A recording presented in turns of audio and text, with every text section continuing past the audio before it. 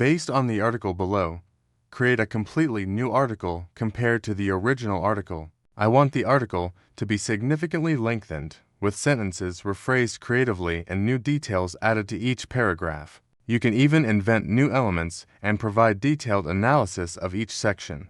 No rambling, no analysis.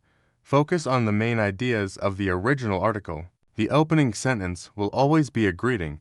For example, "Welcome back to ABC General Hospital Spoilers channel. Today, we will learn about the issue."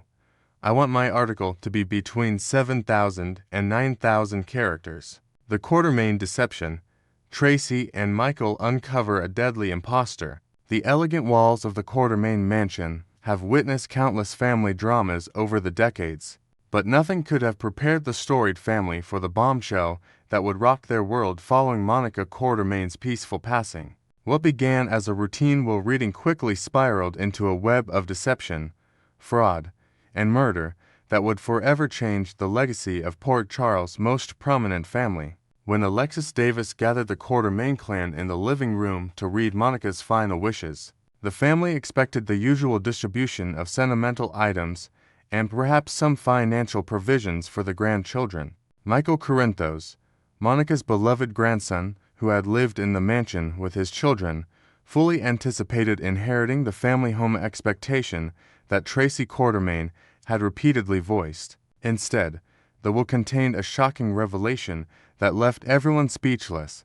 The majority of Monica's estate, including the iconic Quartermaine mansion, had been left to Veronica Ronnie Bard, Monica's previously unknown sister. Tracy's immediate suspicions. Tracy's reaction was explosive and immediate. "She is going to get this house over my dead body," she declared, her voice echoing through the mansion's halls. The sharp-tongued Quartermaine matriarch had never heard Monica mention a sister in all their years of complicated friendship and rivalry. Tracy's suspicions were further heightened when she recalled conducting a background investigation on Monica decades earlier, during which she had discovered mention of a Veronica Bard. But Monica had never acknowledged this relationship. The timing of Ronnie's appearance struck Tracy as particularly suspicious. The woman had arrived in Port Charles shortly after Monica's death, claiming to have maintained a correspondence with her estranged sister through letters. When confronted about these alleged letters, Ronnie produced a collection of correspondence that she claimed proved their reconciliation. However, Tracy's keen instincts immediately detected something amiss about the entire situation. Michael's growing concerns. Michael, initially hurt by being excluded from inheriting the family home where he had raised his children, began to share Tracy's concerns as inconsistencies in Ronnie's story emerged. The young father had been Monica's confidant in her final years, and he found it impossible to believe that his grandmother would have concealed such a significant relationship from him. Monica had always been transparent about her past, including her difficult childhood in foster care and her relationship with her foster mother, Gail Baldwin. The discovery that Monica had supposedly left detailed provisions for someone she had never mentioned to her family struck Michael as completely out of character. Monica was methodical and careful with her decisions, especially regarding the mansion that had been Alan Quartermaine's wedding gift to her, a fact she had reminded the family of countless times when settling their disputes. The investigation begins. Determined to uncover the truth, Tracy and Michael launched their own investigation into Ronnie's background and her alleged relationship with Monica. Their first stop was to verify the authenticity of the correspondence between the sisters. Tracy had noticed that some of the letters appeared to have different handwriting styles, and she insisted on having them examined by a forensic handwriting expert. Meanwhile, Michael reached out to his contacts at General Hospital to research Monica's medical records and personal files, looking for any mention of a sister. His search through decades of employment records, insurance forms, and emergency contact information yielded no evidence that Monica had ever acknowledged having living relatives beyond the Quartermaine family. The investigation took a darker turn when Tracy decided to dig deeper into Ronnie's past in North Carolina, where she claimed to have worked as a waitress. What they discovered was chilling.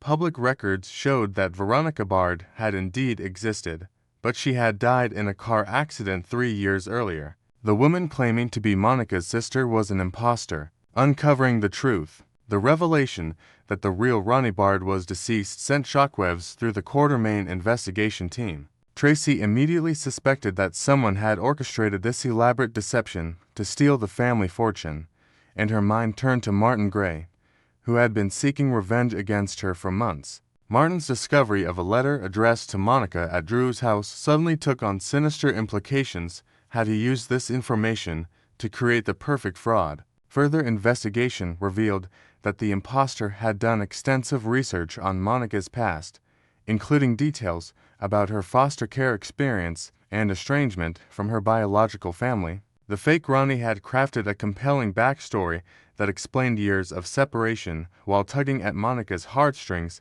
about reconciling with long-lost family. Michael's technical expertise proved invaluable as he traced digital records and discovered that several of the supposed letters from Monica to Ronnie had been created using computer software that could mimic handwriting. The impostor had been sophisticated in her approach, but not sophisticated enough to fool the combined determination of Tracy and Michael. The confrontation. Armed with evidence of the fraud, Tracy and Michael confronted the impostor during a tense scene in the very mansion she had claimed to inherit. The woman initially maintained her charade, producing more fabricated documentation and emotional appeals about wanting to honor Monica's memory. However, when presented with the death certificate of the real Veronica Bard and forensic evidence of the forged letters, her facade began to crumble. The impostor's true identity emerged.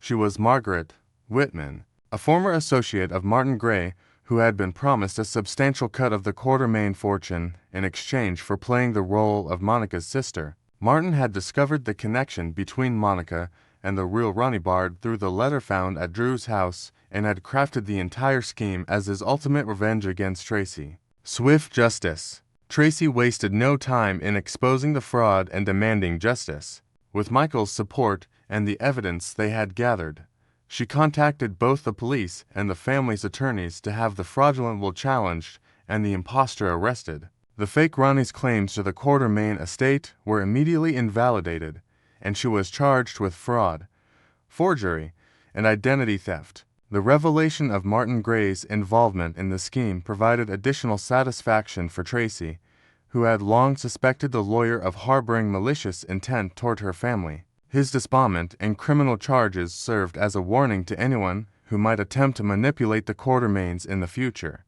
Family unity and moving forward. The crisis brought the Quartermaine family closer together, with Tracy and Michael's partnership during the investigation healing some of the rifts that had developed over Drew's manipulations and other recent family conflicts. Their successful defense of Monica's true legacy and the family home demonstrated the strength that could be achieved when the Quartermaines united against external threats. Michael ultimately inherited the mansion according to Monica's actual wishes, while Tracy received several meaningful personal items that reflected their complicated but genuine friendship. The experience reinforced the importance of family loyalty and vigilance against those who would exploit their grief and trust for personal gain. The impostor's swift removal from the Quartermaine mansion served as a powerful reminder that while the family might have internal disagreements, they would always stand together against anyone who threatened their legacy. Monica's memory was preserved with dignity, and her true final wishes were honored, bringing closure to a painful chapter while strengthening the bonds that would carry the Quartermaine name into the future. Next, we will learn about the shocking kidnapping saga that's gripping Port Charles, where unlikely allies turn into captors and family secrets unravel in the shadows. In the dim, musty confines of a hidden basement beneath one of Port Charles' oldest estates, a daring and desperate plot unfolded that no one saw coming. Ava Jerome, the fierce and calculating survivor who's navigated more betrayals than most, delivered a swift blow to Rick Lansing's head after a heated confrontation over his latest scheme. With Rick's body slumped unconscious on the cold concrete floor, Ava wasted no time rallying her unexpected partners in crime, Christina Corinthos Davis, the resilient young woman whose loyalty to her family runs deeper than the Quartermaine vaults, and Alexis Davis, the sharp-witted attorney whose moral compass has been tested by years of courtroom battles and personal scandals. Together, they dragged Rick's limp form to a sturdy four-poster bed salvaged from an abandoned attic, securing his wrists and ankles with thick ropes reinforced by duct tape for good measure. The air was thick with tension as they padlocked the heavy oak door, sealing him away from the world above. Their audacious objective: to force Rick to cough up the fortune he'd slyly embezzled from the formidable Casa Dini estate, a sum rumored to exceed millions, siphoned through shadowy offshore accounts during his time as a shady legal advisor. Once the funds were wired back anonymously to the Casa Dini's labyrinth in financial empire, they planned to release him unharmed, vanishing into the night like ghosts. But in a town where vendettas fester like open wounds, what safeguards could possibly prevent this precarious scheme from spiraling into chaos? The women's faces, illuminated by a single flickering bulb, betrayed flickers of Dauteva's eyes hardened with the memory of her own imprisonments. Christina's hands trembled from the adrenaline of crossing this ethical line, and Alexis pondered the disbandment that loomed if word ever leaked out. Yet, driven by a shared sense of justice for the Casa Dini's long-suffering legacy, they pressed on, unaware that their isolation tactics raised immediate practical nightmares. As the hours ticked by in that suffocating underground chamber, the logistics of holding a high-profile captive like Rick began to weigh heavily on the trio's improvised operation. How would they sustain him without drawing suspicion, slipping trays of lukewarm soup and bread through a small slot in the door, perhaps sourced from Alexis's well-stocked pantry to mimic everyday meals, and the more indelicate matters, like bathroom breaks, forced them to install a makeshift curtain area with a portable potty, a humiliating setup that Rick's pride would surely chafe against once he awoke. Inventing these details on the fly, the women drew from Ava's gritty experiences in mob hideouts, where survival meant improvisation under pressure. Christina contributed ideas from her volunteer work at shelters, suggesting humane touches like a threadbare blanket for comfort, while Alexis, ever the strategist, mapped out a schedule to minimize risks, rotating guard duties to avoid exhaustion. This wasn't just captivity, it was a pressure cooker testing their alliances, with Rick's muffled protests echoing faintly as he stirred, demanding water and answers in his gravelly voice. The plan's fragility shone through in these mundane challenges, highlighting how even the most cunning criminals in Port Charles grapple with the human elements of their crimes. If Rick's health deteriorated from neglect or dehydration, it could force their hand prematurely, alerting authorities or worse, the vengeful Casa Dines themselves, who had spies in every corner of the city. Across the bustling streets of Port Charles, Rick's abrupt vanishing barely registered as a blip on the radar for most residents, who viewed him as a perpetual troublemaker whose legal maneuvers had ruined more lives than he'd saved. The Corinthos clan dismissed him as yesterday's news. The Quartermaines rolled their eyes at another Lansing fiasco, and even the police department, under Commissioner Anna Devane's watchful eye, filed it away as typical Rick wanderlust. But two figures felt the void acutely: his devoted daughter Molly Lansing Davis, whose world revolved around her father's flawed but affectionate guidance, and his ex-lover Elizabeth Weber, the steadfast nurse whose history with Rick was a tangled web of passion, heartbreak, and unresolved longing. Molly, poring over her law textbooks at home, initially brushed off the concern as paternal eccentricity, but a gnawing worrying settled in as days passed without his usual check-in calls filled with dad jokes and advice on her latest case. Elizabeth, meanwhile, sensed the irregularity during her shifts at General Hospital, where Rick's occasional visits for hypothetical legal consultations had become a quiet ritual. Now, the silence felt ominous, stirring memories of their stolen moments amid the hospital's chaos. These women's emotional stakes added layers to the drama, Molly's innocence clashing with the harsh reality of her family's secrets, and Elizabeth's intuition sharpening like a scalpel, poised to dissect the lies. In a town rife with disappearances, their personal connections to Rick transformed indifference into a potential powder keg, where one wrong move could ignite a family feud or reignite old flames. To maintain the illusion of normalcy and buy themselves precious time, the basement trio seized Rick's smartphone its screen cracked from the scuffle, and crafted deceptive texts with chilling precision. Posing as Rick, they messaged Molly with a breezy excuse about needing space to recharge after a tough case, attaching a stock photo of a serene beach to sell the narrative of a spontaneous getaway. For Elizabeth, the message was more intimate, claiming he jetted off to clear his head from our complicated past, laced with just enough nostalgia to tug at her heartstrings without raising alarms. At first, the ploy worked like a charm. Molly sighed in relief, sharing the news with her husband TJ during their evening routine, while Elizabeth nodded to herself in the nurse's lounge, though a subtle unease lingered like a faint echo. These fabricated communications weren't mere stopgaps.